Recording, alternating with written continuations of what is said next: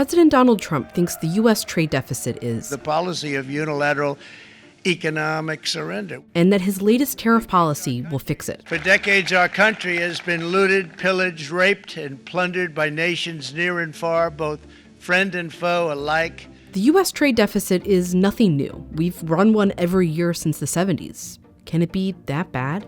Here's how the trade deficit works, why economists say it can be good or bad, and how tariffs affect it.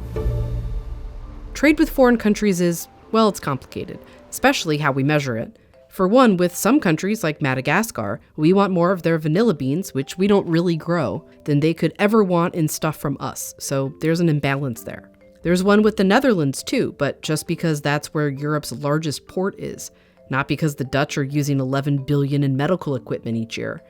There's lots of movement in this global economy. A single item could have its parts imported and exported a dozen times. So economists say it's best not to look at country-by-country bilateral trade, but overall total trade when talking about the trade deficit. So here's how much we imported last year, and here's how much we exported. This difference here is our trade deficit. And we've been importing more than we've been exporting for a long time. And these overall numbers include two types of trade, goods and services. Services are things like tourism and consulting, people-based trade. And we actually have run a surplus for a long time, exporting more than we're importing when it comes to services. But when President Trump talks about chronic trade deficits, he's talking about the goods deficit, physical things like computers, phones, televisions, and electronics. This is where we've really run a deficit for a long time. And it's why our overall trade does too. Here it is in line form again. We've had one even in good economic times. Growth is generating wealth, so we're spending more than can be satisfied solely with domestic things, so we import more, adding to the trade deficit. If you look at when there's a recession, that's often when the deficit shrinks. We're spending less, so we're importing less. That's actually a better way to look at this trade deficit, is that we spend more than we bring in as revenue. For a household, it can be bad, but for a country, it's more complicated. So let's ask an important economist who has spent decades working on this. Now, is it good or bad to have a trade deficit? It's really neither, and it depends on the circumstances. Typical economist answer. Okay, here's where things get wonky. When we spend more than we bring back in, that deficit amount of money is out in the world in US dollars.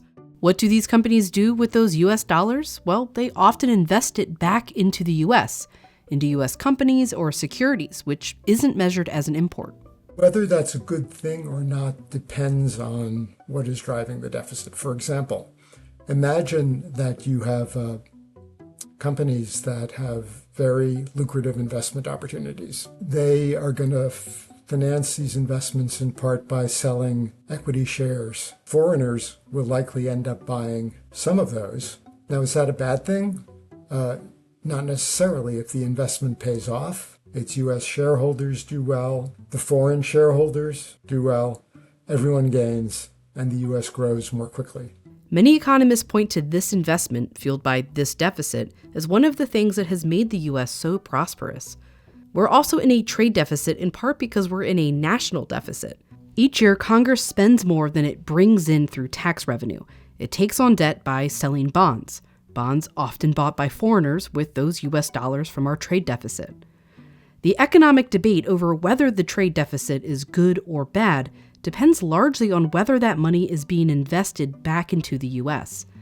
But the political debate over whether the trade deficit is good or bad depends on how much you think the U.S. should be relying on foreign investments. The globalists, the big globalists, have been ripping off the United States. They've been taking money away from the United States, and all we're doing is getting some of it back.